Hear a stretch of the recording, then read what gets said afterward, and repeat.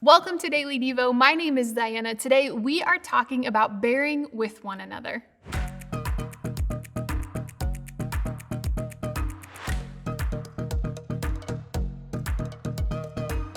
There is something about extended time together with someone. It can be great and fabulous, but it can be also something that reminds you of how the other person is not exactly perfect. Have you found that to be true?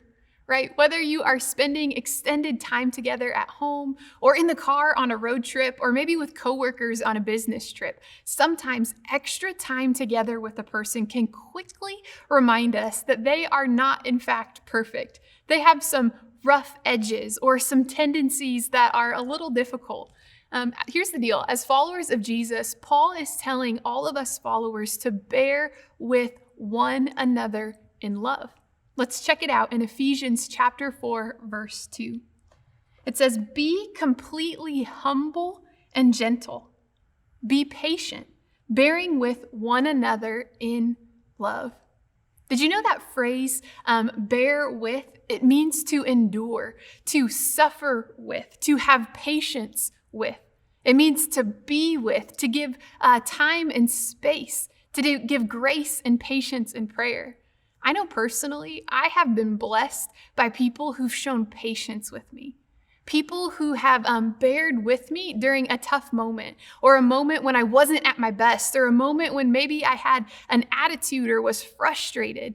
And as they did, their bearing with me, it helped me better understand more about the good love of God.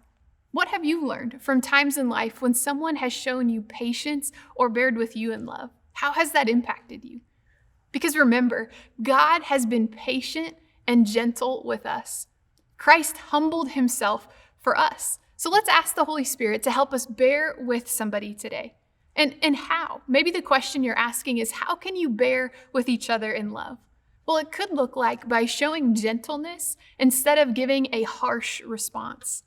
Maybe it looks like showing compassion for someone's pain rather than just seeing the problem that they caused. Maybe it looks like praying for that person rather than ignoring them. Maybe bearing with each other looks like learning, like leaning in to try to listen even when they speak in a way that is challenging for you to stay engaged. Maybe bearing with looks like remembering that Jesus has shown grace and patience and second chances to you. Who might you bear with in love today? Is it your family member, your teacher, your coworker, that stranger? Paul is encouraging us, bear with each other in love. And as we bear with one another, we start to reflect the heart of God and a glimpse of what God's hope for community would look like. Thanks for tuning in.